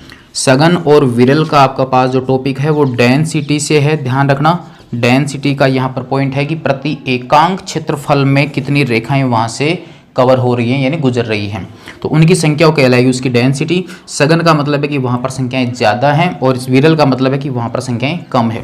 दूसरा ये कि यदि रेखाएं आपके पास में पास में हैं तो पास में होंगी, इसका मतलब बहुत ज़्यादा होंगी। दूर दूर हैं तो इसका मतलब वहाँ पर संख्याएं कम हैं, तो वहाँ पर विद्युत क्षेत्र कैसा होगा, दुर्बल होगा। ये गुणधर्म के द्वारा हमने देखा है। इसी पॉइंट का रिलेटेड यदि हम यहाँ पर ये देखें कि यदि हमारे पास कोई प्लस क्यू चार्ज है और हमने यहाँ पर 4 लाइनें काल्पनिक रूप से मानी है, हमने कल्पना की है कि माना कि 4 ही विद्युत क्षेत्र रेखाएं हैं। यदि अब इस पॉइंट को लेते हैं और इस पॉइंट के द्वारा यदि मैं यहाँ पर कोई पॉइंट लेता हूँ P, और जो कि इस चार्ज से कितनी दूरी पर है, R दूरी पर, तो इस प्लस क्यू चार्ज के कारण P बिंदु पर जो इलेक्ट्रिक फील्ड का फॉर्मूला होगा वो हमारे को पता है कितना होता है, KQ/R²। पॉइंट को जोड़ते जाना क्योंकि इसी से एक नया गुणधर्म और निकलेगा। क्योंकि R के कारण E की डिपेंड हमने देखा है कि जैसे जैसे दूर जाते हैं वैसे वैसे E के मान में क्या होती है, कमी। ये तो देखा हमने R के लिए। यदि अब Q को चेंज कर दिया जाता है, यानी यहाँ पर प्लस Q नहीं बल्कि यहाँ पर 2Q चार्ज लिया जाता है, तो यहाँ पर ये जो फॉर्मूला होगा वो देखना, बराबर के Q की जगह मैं लिख दूंगा 2QQ/R², तो यहाँ पर हो जाएगा 2KQ/R²। और ये है नया जो इलेक्ट्रिक फील्ड आया उसको मैंने मान लिया कितना, E'। KQ/R² कितना है, E के बराबर, तो E' जो है वो कितना हो गया, 2E के बराबर। इलेक्ट्रिक फील्ड का जो मैग्नीट्यूड आया वो पहले वाले मैग्नीट्यूड से क्या हो गया, डबल हो गया। आवेश की मात्रा हमने डबल की तो यहाँ पर इलेक्ट्रिक फील्ड भी क्या हुआ, डबल। यदि मैं यहाँ पर 3 लेता हूँ तो यहाँ पर इलेक्ट्रिक फील्ड भी कितना गुना हो जाएगा, 3 गुना हो जाएगा, क्योंकि E जो है वो एक तरह से प्रोपोर्शनल हो गया किसके, Q के। यदि Q की वैल्यू चेंज करते हैं तब। तो यहाँ पर ध्यान दीजिए, हमने इस आवेश से R दूरी बिंदु P यहीं पर लिया है, R दूरी पर बिंदु P यहीं पर लिया है। यहाँ पर E था और यहाँ पर मान आ गया E का 2 गुना। तो अब हमारे पास थोड़ा सा यहाँ पर ध्यान देना कि जब आपको Q चार्ज लिया है और आपने यहाँ पर 4 लाइनें खींची हैं, तो ये 4 रेखाएं जो बनी वो कौन से विद्युत क्षेत्र के लिए बनी, E के लिए। तो अब हमारे पास यहाँ पर थोड़ा सा देखना कि E के अनुसार लाइनें हैं या लाइन के अनुसार E है। E ज़्यादा, लाइनें ज़्यादा, लाइनें ज़्यादा, E ज़्यादा। तो अब हमारे पास यहाँ पर देखिए E का मान यहाँ से बढ़ रहा है, E का मान यहाँ से बढ़ रहा है, तो इसका मतलब 2Q के लिए जो रेखाएं खींची जाएंगी वो भी ज़्यादा होंगी। कितनी गुना ज़्यादा होंगी, 2 गुना ज़्यादा होंगी, क्योंकि इलेक्ट्रिक फील्ड यदि डबल होता है तो इलेक्ट्रिक फील्ड के कारण रेखाएं भी डबल होंगी, क्योंकि जितनी ज़्यादा रेखाएं होंगी इलेक्ट्रिक फील्ड उतना ही ज़्यादा होगा। क्योंकि हमने यहाँ पर देखा है सघन के लिए मान ज़्यादा, विरल के लिए मान कम। अब चूंकि यहाँ पर मान प्रबल प्राप्त हुआ है यानी ज़्यादा प्राप्त हुआ है, इसका मतलब रेखाओं की संख्या भी ज़्यादा होगी। तो यहाँ पर हमारे पास यदि आपने यहाँ पर 4 लाइन खींची हैं तो 2Q के लिए आपको यहाँ पर 8 लाइनें खींचनी होंगी, ये ध्यान रखना है आपको। यदि आप यहाँ पर 3 गुना चार्ज लेते हैं तो इलेक्ट्रिक फील्ड भी 3 गुना होगा, और यदि आपने यहाँ पर 4 लाइन मानी है तो अब आपके पास 3Q चार्ज के लिए 12 लाइन आपको खींचनी होगी, ये आपको ध्यान रखना है। फर्स्ट चार्ज के लिए आप कुछ भी कल्पना करके मान सकते हैं, लेकिन यदि आपने चार्ज की वैल्यू बढ़ाई है तो वहाँ पर इलेक्ट्रिक फील्ड की वैल्यू बढ़ेगी, इलेक्ट्रिक फील्ड की वैल्यू बढ़ेगी तो वहाँ पर लाइन्स की संख्या भी बढ़ेगी। तो ये जो हमने समझा है इससे हमारे पास क्या सारांश निकल रहा है, तो यहाँ पर देखिए कि यहाँ पर जो लाइन बढ़ी है यानी जो लाइनों की संख्या हमारे पास बढ़ी है वो किसकी वजह से बढ़ी है? इलेक्ट्रिक फील्ड बढ़ने की वजह से। इलेक्ट्रिक फील्ड किसकी वजह से बढ़ा है? क्यू का मान बढ़ने की वजह से। क्यू का मान बढ़ने की वजह से चार्ज की वजह से इलेक्ट्रिक फील्ड बढ़ा, इलेक्ट्रिक फील्ड की वजह से लाइंस बढ़ी। तो हम ये भी कह सकते हैं कि जो लाइन बढ़ी है वो किसकी वजह से बढ़ी है? इलेक्ट्रिक फील्ड की वजह से। इलेक्ट्रिक फील्ड किसकी वजह से बढ़ा? चार्ज की वजह से। तो हम सारांश सिर्फ ये देखना चाहते हैं कि ये जो लाइंस जो बढ़ी हैं अब फाइनल, वो मेन बेसिक किसकी वजह से बढ़ी है? आवेश की वजह से। क्योंकि आवेश नहीं बढ़ता तो इलेक्ट्रिक फील्ड नहीं बढ़ता, इलेक्ट्रिक फील्ड की प्रबलता नहीं बढ़ती तो लाइन नहीं बढ़ती। तो यहाँ पर सीधा से यही है कि लाइंस जिस अकॉर्डिंग बढ़ रही हैं वो किसकी वजह से बढ़ रही हैं? चार्ज की अकॉर्डिंग बढ़ रही हैं। क्या सारांश निकला? कि विद्युत क्षेत्र रेखाओं की जो संख्या होगी वो चार्ज के मैग्नीट्यूड के क्या होगी? डायरेक्ट प्रोपोर्शनल होगी, यानी उसके समानुपाती होगी। चार्ज की वैल्यू जैसे जैसे बढ़ाओगे तो वहाँ पर लाइंस की संख्या भी ज़्यादा होती जाएगी, क्योंकि इलेक्ट्रिक फील्ड बढ़ेगा, लाइंस बढ़ेंगी। यदि इलेक्ट्रिक फील्ड ही नहीं होगा तो वहाँ पर कोई लाइन भी नहीं होगी। ध्यान रखना, इलेक्ट्रिक फील्ड यदि नहीं होगा तो वहाँ लाइन भी नहीं होगी, क्योंकि लाइन जो है वो किसको समझाना चाहती हैं? इलेक्ट्रिक फील्ड को ही समझाना चाहते हैं।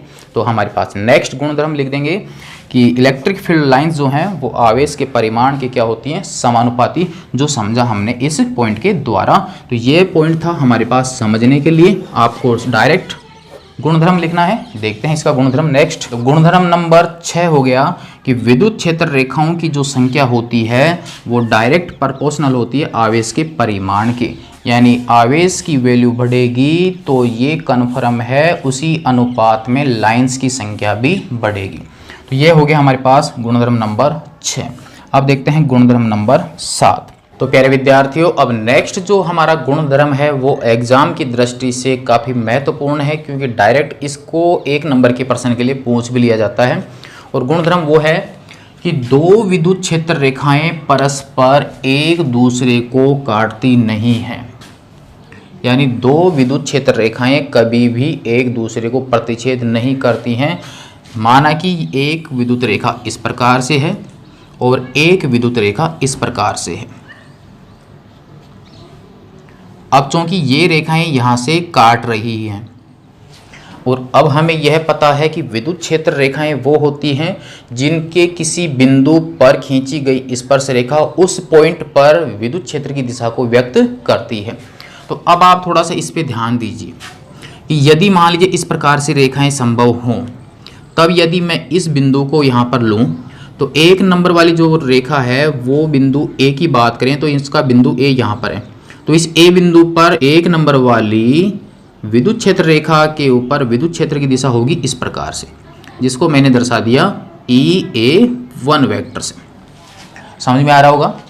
नंबर 1 विद्युत क्षेत्र रेखा इस प्रकार से है, दूसरी विद्युत क्षेत्र रेखा इस प्रकार से है, जो कि एक दूसरे को यहाँ पर प्रतिच्छेद कर रही है। तब मान लीजिए कि इनके प्रतिच्छेद बिंदु ए के ऊपर 1 नंबर के कारण विद्युत क्षेत्र की डायरेक्शन होगी इस प्रकार से। इसी प्रकार से यदि सेकंड नंबर की बात करें तो इस सेकंड नंबर के ऊपर विद्युत क्षेत्र की डायरेक्शन होगी इस प्रकार से EA2 वेक्टर, यानी ए बिंदु पर एक ही पॉइंट पर इलेक्ट्रिक फील्ड की 2 डायरेक्शन हमें यहाँ पर मिलती हैं यदि ये एक दूसरे को काटती हैं। तब क्या यह संभव है कि एक ही पॉइंट पर 2 डायरेक्शन हो? यह बिल्कुल भी संभव नहीं है कि एक पॉइंट पर इलेक्ट्रिक फील्ड की 2 डायरेक्शन हो। मतलब हम इस प्रकार से जा रहे हैं, या तो इस साइड में जाएंगे या इस साइड में, एक साथ दोनों दिशाओं में गति नहीं कर सकते। इस कारण से बिंदु ए पर विद्युत क्षेत्र जो होगा या तो 2 नंबर की रेखा के कारण होगा या 1 नंबर की रेखा के कारण होगा।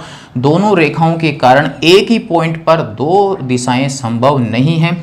इस कारण से 2 विद्युत क्षेत्र रेखाएं कभी भी एक दूसरे को काटती नहीं हैं। सेम यही गुण आपके चुंबकीय बल रेखाओं के लिए भी आएगा। वहां पर विद्युत क्षेत्र की जगह चुंबकीय क्षेत्र शब्द काम में लेना है। बाकी गुणधर्म यही होगा कि 2 चुंबकीय क्षेत्र रेखाएं कभी भी एक दूसरे को काटती नहीं है, क्योंकि उनके कटान बिंदु पर चुंबकीय क्षेत्र की 2 दिशाएं हो जाएंगी, जो कि संभव नहीं है। अब देखते हैं इसका नेक्स्ट गुणधर्म नंबर 8। गुणधर्म नंबर 8 को समझने के लिए पहले हम ये संरचना समझते हैं, क्योंकि इस संरचना के सारांश से ही हमें गुणधर्म नंबर 8 प्राप्त होगा। जैसे मान लीजिए कि हमारे पास कोई दो समान प्रकृति के आवेश हैं, प्लस क्यू और प्लस क्यू। बिल्कुल इससे पहले जो अध्ययन किया है उसी का सारांश है, और उसी से लिंक करके हम एक नया सारांश निकालेंगे, वो इसका नेक्स्ट गुणधर्म हो जाएगा। अब आप यहाँ पर ध्यान दीजिए कि प्लस क्यू आवेश है, इस आवेश को भूल जाइए कि ये आवेश नहीं है, फिलहाल सिर्फ ये अकेला आवेश है।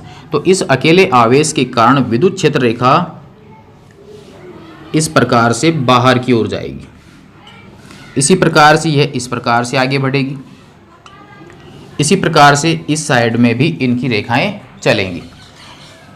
यह आवेश यहाँ पर नहीं है, तब आराम से यह रेखाएं आगे की ओर बढ़ रही हैं, एक सीधी सरल रेखा के अनुदिश चल रहे हैं। तो ये कह सकते हैं कि प्लस क्यू नोट आवेश जो है वो एक सीधी सरल रेखा के अनुदिश आगे गति कर रहा है। अब आप ध्यान दीजिए, हमारे पास हमने एक दूसरा आवेश भी लिया है प्लस क्यू। तो अब यदि हम प्लस क्यू लेते हैं तो ये अकेला आवेश क्यू जो होगा इसकी वजह से भी विद्युत क्षेत्र रेखाएं आएंगी, और वो विद्युत क्षेत्र रेखाएं इस प्रकार से आएंगी, इसकी विद्युत क्षेत्र रेखा इस प्रकार से आएगी, ये ऊपर की ओर जाएंगी। तो इस आवेश के कारण विद्युत क्षेत्र रेखा इस प्रकार से बढ़ेगी, इस आवेश के कारण विद्युत क्षेत्र रेखा इस प्रकार से बढ़ेगी। यदि यह आवेश है और यदि यह आवेश नहीं है तब ये रेखाएं आगे तक बढ़ती जाएंगी, यदि यह आवेश नहीं है तो ये रेखाएं आगे की ओर लगातार बढ़ती जाएंगी। लेकिन यदि दोनों आवेश हैं तब इनकी जो रेखाएं हैं वो एक दूसरे को काट रही है, क्योंकि इसकी वजह से रेखाएं चारों तरफ फैलेंगी बाहर की ओर, इसकी वजह से भी रेखाएं फैलेंगी चारों तरफ बाहर की ओर। तो यहाँ पर जब ये आएंगी तो इसका मतलब है कि यहाँ से भी रेखा आएगी, यहाँ से भी रेखा आएगी, इस प्रकार से भी आएंगी। तो यहाँ पर ये रेखाएं एक दूसरे को प्रतिच्छेद कर रही हैं, जबकि इससे पहले वाले गुणधर्म नंबर 7 में हमने देखा कि रेखाएं कभी भी एक दूसरे को काटती नहीं है। माना कि ये दोनों आवेशों को मिलाने वाली एक रेखा है जो लंबाई के अनुदिश इनको रखा हुआ है। तो लेकिन अब हम करें क्या? तो इसका मतलब यह हुआ कि इस क्यू आवेश के कारण यहाँ जो क्यू नोट इस प्रकार से गति कर रहा था प्रतिकर्षण बल से, वो लगातार इस प्रकार से बढ़ रहा है। इसी प्रकार से इसके प्रभाव के कारण क्यू नोट इस प्रकार से चलेगा, लेकिन यहाँ पर दोनों एक दूसरे को प्रतिच्छेद कर रहे हैं, और जबकि प्रतिच्छेद नहीं होनी चाहिए। तो इसका मतलब यह हुआ कि यहाँ पर ये जो प्रतिच्छेद रेखाएं हैं जो इस प्रकार से सीधी चल रही थी, एक दूसरे को काटेंगे नहीं। तो यहाँ से जिस बिंदु के नज़दीक इनके कटने की संभावना होती है वहाँ से वो थोड़ा घूम जाती हैं। तो इस प्रकार से ये लाइनें इस प्रकार पहुँच जाएंगी, यानी ये रेखा इस प्रकार से और ये रेखा इस प्रकार से। यानी ये जो रेखाएं जो हमारे को मिल रही थी कि ये आगे बढ़ेंगी, वो आगे नहीं बढ़ेंगी, बल्कि जहाँ इनके कटान बिंदु के मिलने की संभावना होगी वहाँ पर ये रेखाएं थोड़ा एक दूसरे से प्रतिकर्षित हो जाएंगी। इसी प्रकार से यहाँ पर भी ये जो रेखाएं हैं वो एक दूसरे से प्रतिकर्षित हो जाएंगी और रेखा इस प्रकार से घूम जाएंगी। अब हमारे को यहाँ से यह स्पष्ट हो रहा है कि यदि ये जो आवेश लेते हैं, मिलाने वाली रेखा इस प्रकार से है, और जब ये दोनों आवेश समान प्रकृति के हैं, तो यहाँ से ध्यान दीजिए कि यदि इन दोनों आवेशों को हम मिलाते हैं इस लाइन के द्वारा, ये कोई विद्युत क्षेत्र रेखा नहीं है, इनको मिलाने वाली एक लाइन है, यानी इन दोनों के बीच की दूरी है। तो अब हमारे पास यहाँ से यदि एक रेखा को गुजारते हैं, यहाँ से एक रेखा को गुजारते हैं, तो ये एक दूसरे को प्रतिकर्षित करेंगे। इसी प्रकार से ये एक दूसरे को प्रतिकर्षित करेंगे, मतलब यहाँ से फिर जाएंगी तो यहाँ नज़दीक जाएंगी लेकिन घूम जाएंगी, नज़दीक जाएंगी लेकिन घूम जाएंगी। इसका मतलब इस लाइन के ऊपर एक पॉइंट ऐसा है कि इसके ऊपर से कभी भी लाइन नहीं गुजरेगी। भाई इस प्रकार से लाइन जा रही है, इसी प्रकार से इधर से लाइन आ रही है, तो यहाँ से लाइन इस प्रकार से, यहाँ से लाइन इस प्रकार से, प्रतिकर्षण के कारण। तो प्रतिकर्षण के कारण यहाँ पर जो विद्युत क्षेत्र रेखाएं आपको मिल रही हैं वो विद्युत क्षेत्र रेखाएं एक फैलने का प्रयास कर रही हैं। जब समान प्रकृति के आवेश हों तब इस आवेश के कारण जो विद्युत क्षेत्र रेखा होगी वो दूसरे धनावेश के कारण प्रतिकर्षित होती है। और एक पॉइंट हमारे पास ऐसा प्राप्त होगा कि जहां से कोई भी विद्युत क्षेत्र रेखा नहीं गुजरेगी। तो इसका मतलब जिस बिंदु से कोई भी विद्युत क्षेत्र रेखा नहीं गुजरती है उस बिंदु को बोला जाता है उदासीन बिंदु, न्यूट्रल पॉइंट। तो इसको मैंने किससे दर्शा दिया, एन से। तो एन वो बिंदु है जहां से कोई भी विद्युत क्षेत्र रेखा नहीं गुजरती है। शब्द को ध्यान रखना, जहां से कोई भी विद्युत क्षेत्र रेखा नहीं गुजरती है। और जहां से कोई रेखा नहीं गुजरेगी इसका मतलब ये हुआ कि वहां पर इलेक्ट्रिक फील्ड का मैग्नीट्यूड कितना है, 0 है। इसका मतलब उदासीन बिंदु पर विद्युत क्षेत्र का मान कितना होगा, 0 होगा। वैसे भी ध्यान दे सकते हैं, प्लस क्यू आवेश से ये जो बिंदु है इस बिंदु की दूरी मान ली कितनी है, r। इस आवेश से भी इसकी दूरी कितनी है, r। तो प्लस क्यू आवेश के कारण n बिंदु पर जो इलेक्ट्रिक फील्ड आएगा उसका मान होगा E बराबर K Q by R square. Vector form में यदि मैं इसको लिखूं तो यहाँ पर आ जाएगा r कैप। दाईं तरफ इस प्लस क्यू के कारण यदि हम मान लेते हैं तो यहाँ पर आ जाता है E वेक्टर बराबर K Q by R square. अब यहाँ पर जो विद्युत क्षेत्र की डायरेक्शन होगी वो होगी आवेश से n की ओर। इसी प्रकार से इस आवेश के कारण जब विद्युत क्षेत्र की बात करेंगे तो इस आवेश से विद्युत क्षेत्र की दिशा होगी इस आवेश से n की ओर, यानी राइट से लेफ्ट, और यहाँ पर हो गई लेफ्ट से राइट। तो इसका मतलब यहाँ पर मैं लगा दूंगा माइनस r कैप। तो दोनों के कारण इस P बिंदु पर जो फाइनल विद्युत क्षेत्र आपको मिलेगा वो फाइनल विद्युत क्षेत्र कितना हो जाएगा, 0, क्योंकि दोनों के मान देखिए बराबर हैं लेकिन दिशा एक दूसरे की क्या है, विपरीत। तो परिणामी विद्युत क्षेत्र का मान कितना हो जाएगा, 0। तो इस n बिंदु के ऊपर विद्युत क्षेत्र का परिणामी मान इन दोनों आवेशों के कारण 0 होगा। जब वहां पर विद्युत क्षेत्र ही नहीं होगा तो इसका मतलब यहां से कोई भी विद्युत क्षेत्र रेखा नहीं गुजरेगी। तो यहाँ से हमारे पास उदासीन बिंदु की परिभाषा भी हम बना सकते हैं कि विद्युत क्षेत्र रेखाओं के लिए उदासीन बिंदु क्या होता है। तो उसकी परिभाषा ये होगी, दो समान प्रकृति के आवेशों के मध्य स्थित वह बिंदु जहाँ से कोई भी विद्युत क्षेत्र रेखा नहीं गुजरती है तथा जिस बिंदु पर परिणामी विद्युत क्षेत्र का मान कितना होता है, 0 होता है, उसे कहते हैं उदासीन बिंदु। ध्यान रखना यहाँ पर परिमाण जो है वो कम ज़्यादा भी हो सकता है, यहाँ पर 2q हो सकता है, यहाँ पर प्लस q हो सकता है, तब भी उदासीन बिंदु मिलेगा। क्योंकि यहाँ पर हमारे पास 2q के कारण जो प्रभाव होगा वो थोड़ा ज़्यादा होगा और यहाँ पर प्लस q के कारण जो प्रभाव होगा वो थोड़ा कम होगा। इसका मतलब न्यूट्रल पॉइंट जो है वो थोड़ा खिसक जाएगा, लेकिन कहीं ना कहीं वो बिंदु मिलेगा। यदि प्रकृति समान है और परिमाण अलग अलग हैं तो भी न्यूट्रल पॉइंट मिलेगा, लेकिन परिमाण और प्रकृति दोनों समान हैं तब न्यूट्रल पॉइंट उनके बिल्कुल मध्य में मिलता है, यही कहलाता है उदासीन बिंदु। तो नेक्स्ट गुणधर्म में हम इसके उदासीन बिंदु की परिभाषा भी दे सकते हैं। तो गुणधर्म नंबर 8 हमने यहाँ पर लिख दिया है कि विद्युत क्षेत्र रेखाएं लंबाई के लंबवत दिशा में फैलने का प्रयत्न करती हैं। तो विद्युत क्षेत्र रेखाओं का यह जो गुण होगा वह समान प्रकृति के आवेशों के मध्य प्रतिकर्षण को दर्शाता है। यदि मान लीजिए कि दोनों विपरीत प्रकृति के आवेश हों तब हमारे पास यहाँ से रेखा जब गुजरेगी तो वह रेखा इस माइनस क्यू के कारण आकर्षित हो जाएगी। इसी प्रकार से यहाँ से जो रेखा गुजरेगी वह इसके कारण आकर्षित हो जाएगी। यहाँ से रेखाएं निकलेंगी, आकर्षित होंगी। ध्यान रखना कोई भी दो रेखाएं एक दूसरे को काटती नहीं हैं। अब चूंकि तो यहाँ पर प्लस से रेखाएं बाहर की ओर निकलेंगी जबकि माइनस के कारण वो रेखा को अपनी ओर क्या करेगा, आकर्षित करेगा। इस कारण से रेखा इस प्रकार से घूम जाती है। तो यही कारण है कि यहाँ पर विद्युत क्षेत्र रेखाएं जो हैं वो वक्र के रूप में प्राप्त हो रही है। यहाँ प्रतिकर्षण के कारण ये वक्र के रूप में प्राप्त होती हैं। कोई दूसरा आवेश नहीं है, सिर्फ सिंगल आवेश है, तब वहाँ पर विद्युत क्षेत्र रेखा जो है वो सीधी सरल रेखा प्राप्त होती है।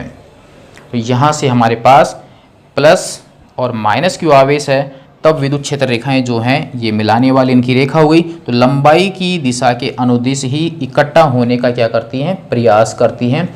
आकर्षण के कारण संकुचित होती हैं और प्रतिकर्षण के कारण वो फैलती हैं।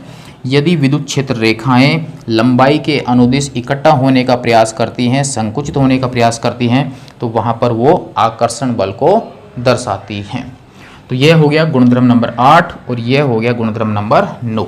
इसी डायग्राम से यहाँ पर जो पॉइंट है वो पॉइंट कौन सा कहलाएगा, इसका न्यूट्रल पॉइंट। उदासीन बिंदु मिलना भी विद्युत क्षेत्र रेखाओं का एक गुण होता है।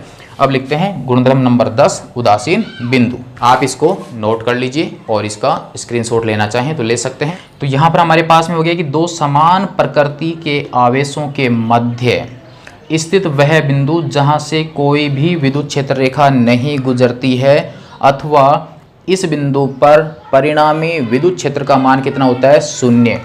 कारण अभी आपको बताया कि दोनों आवेशों के कारण n बिंदु पर जो विद्युत क्षेत्र की तीव्रता प्राप्त होगी वहां पर मान बराबर और दिशा विपरीत होगी, जिससे परिणामी विद्युत क्षेत्र का मान कितना होता है, 0। इस कारण से यह उदासीन बिंदु प्राप्त होता है।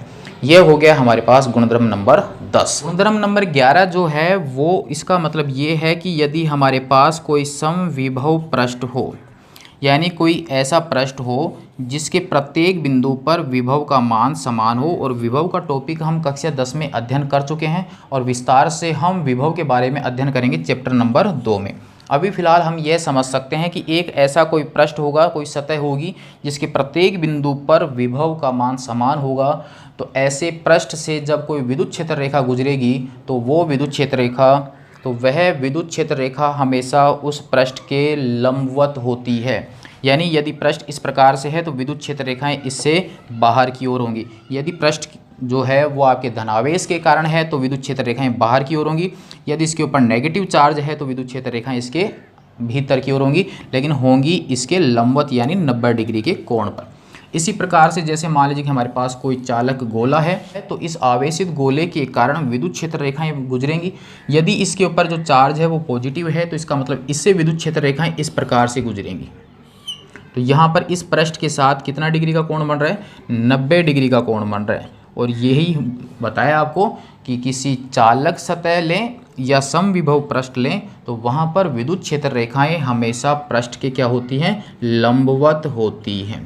तो गुणधर्म नंबर 11 यही होगा कि किसी समविभव पृष्ठ या चालक के पृष्ठ से विद्युत क्षेत्र रेखाएं हमेशा लंबवत गुजरती हैं, यानी वहाँ से जो विद्युत क्षेत्र रेखाएं प्रारंभ होंगी वो लंबवत ही होंगी। यहाँ से यदि जैसे मान लीजिए ये आवेश है, यहाँ से ये जो रेखा चालू होगी वो 90 डिग्री से होगी। यदि आगे वो चलती है तो वहाँ पर वक्र रूप प्राप्त करती है, तो इसके प्रतिकर्षण के कारण या आकर्षण के कारण वक्र रूप प्राप्त कर सकता है। लेकिन पृष्ठ पर यहाँ से जो प्रारंभ होगा वो 90 डिग्री के कोण से ही होगा, यानी पृष्ठ के लंबवत। जैसे मान लीजिए ये आपकी सतह है तो यहाँ से विद्युत क्षेत्र रेखा जो होगी वो इसके लंबवत होगी। यदि इस जगह की बात करें तो इस प्रकार से होगी, यहाँ पर बात करें तो इस प्रकार से होगी। मतलब सतह के साथ कितना डिग्री का कोण, 90 डिग्री का कोण बनाती हुई गुजरेंगी विद्युत क्षेत्र रेखाएं। ये हो गया गुणधर्म नंबर 11। नोट कर लेते हैं इसको भी। गुणधर्म नंबर 11 हो गया कि विद्युत क्षेत्र रेखाएं किसी समविभव पृष्ठ या किसी चालक के पृष्ठ के हमेशा लंबवत होती हैं। कि जैसे मान लीजिए हमारे पास यह कोई समविभव पृष्ठ है तो यहाँ से विद्युत क्षेत्र रेखाएं इस प्रकार से होंगी। यह होगा विद्युत क्षेत्र की दिशा पृष्ठ के लंबवत। नेक्स्ट गुणधर्म हमारे पास में है कि समरूप विद्युत क्षेत्र के लिए विद्युत क्षेत्र रेखाएं समांतर व समान दूरी पर होती हैं। यह भी एक काफ़ी इम्पोर्टेंट गुणधर्म है जो कि एग्जाम में पूछा हुआ भी है कि समरूप विद्युत क्षेत्र के लिए विद्युत क्षेत्र रेखाएं बनाइए। 1 नंबर का क्वेश्चन आया हुआ है। तो यहाँ पर हमारे पास पॉइंट ये है कि समरूप विद्युत क्षेत्र के लिए हमें क्षेत्र रेखाएं बनानी है। तो हमारे को पहले ये पता होना चाहिए कि समरूप विद्युत क्षेत्र कैसा होता है। कि समरूप विद्युत क्षेत्र वह होता है जिसका मान दूरी पर निर्भर नहीं होता है, ऐसा विद्युत क्षेत्र कहलाता है समरूप विद्युत क्षेत्र। जैसे मान लीजिए प्लस Q चार्ज है और इसके कारण ये विद्युत क्षेत्र रेखाएं फैली हुई हैं, और यहाँ पर यदि कोई बिंदु P लेते हैं तो यहाँ पर E का मान आता है KQ/R², और E का जो मान है वो दूरी के वर्ग के क्या होता है, व्युत्क्रमानुपाती। यानी इस बिंदु पर E का मान सपोज कीजिए 1 न्यूटन प्रति कूलम है। यदि बिंदु यहाँ पर लिया जाता है तो यहाँ पर मान 1.5 न्यूटन प्रति कूलम आएगा, क्योंकि आवेश के नज़दीक आएगा तो विद्युत क्षेत्र का मान बदल जाएगा। तो इसका मतलब ये हुआ कि यहाँ इस बिंदु पर और इस बिंदु पर विद्युत क्षेत्र के मान अलग अलग हैं, और इस पॉइंट चार्ज के कारण जो विद्युत क्षेत्र उत्पन्न हुआ है वह विद्युत क्षेत्र दूरी पर निर्भर है, यानी दूरी बदलने के कारण विद्युत क्षेत्र का मान भी बदल रहा है। तो इसका मतलब इस पॉइंट चार्ज के कारण चारों तरफ जो विद्युत क्षेत्र उत्पन्न हुआ वो दूरी पर निर्भर है, और ऐसा विद्युत क्षेत्र जो है वो समरूप विद्युत क्षेत्र नहीं हो सकता। ऐसा विद्युत क्षेत्र कहलाता है असमरूप विद्युत क्षेत्र, यानी ऐसा विद्युत क्षेत्र की वहाँ पर दूरी यदि चेंज होती भी है तो वहाँ पर विद्युत क्षेत्र के मान में कोई परिवर्तन नहीं होता है। ऐसा विद्युत क्षेत्र क्या कहलाएगा? समरूप विद्युत क्षेत्र। उसका उदाहरण भी हमने एक बार दिया था आपको कि यदि हमारे पास यहाँ पर कोई पॉजिटिव चार्ज से आवेशित प्लेट है और यहाँ पर नेगेटिव चार्ज से आवेशित प्लेट है, तब हमारे पास पॉजिटिव के कारण इलेक्ट्रिक फील्ड उत्पन्न होगा और नेगेटिव की ओर जाएगा, जो कि हम गुणधर्मों में अध्ययन कर चुके हैं। तो यहाँ पर हमारे पास जो विद्युत क्षेत्र उत्पन्न होगा, यह विद्युत क्षेत्र यदि इस बिंदु पर ज्ञात करते हैं तब मान लीजिए विद्युत क्षेत्र E प्राप्त होता है। यहाँ पर ज्ञात करते हैं तब भी विद्युत क्षेत्र E ही होगा।